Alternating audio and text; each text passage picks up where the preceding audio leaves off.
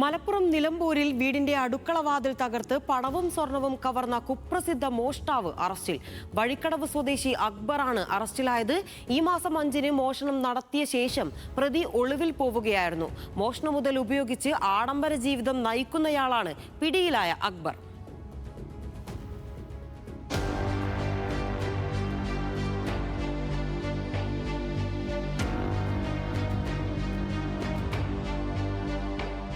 രാമൻകുത്ത് സ്വദേശി റുഖിയയുടെ വീടിന്റെ അടുക്കളവാതിൽ തകർത്തായിരുന്നു കവർച്ച.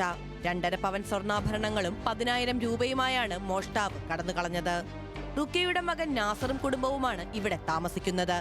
നാസർ മൈസൂരിലേക്ക് പോയതോടെ ജൂൺ 5-ന് രാത്രി 9 മണിക്ക് ശേഷം മറ്റുള്ളവർ സമീപത്തെ ബന്ധുവീട്ടിലേക്ക് പോയി. ഇത് മനസ്സിലാക്കിയാണ് അക്ബർ വീട്ടിലെത്തിയതെന്ന് പോലീസ് പറഞ്ഞു.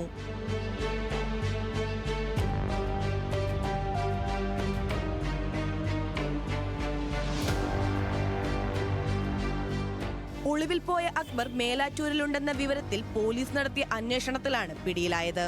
മോഷണ മുതലുകൾ വിറ്റ് ആഡംബര ജീവിതം നയിക്കുന്ന പ്രതി നേപ്പാളിലും ഗോവയിലും പോയിരുന്നതായും പോലീസ് കണ്ടെത്തിയിട്ടുണ്ട്.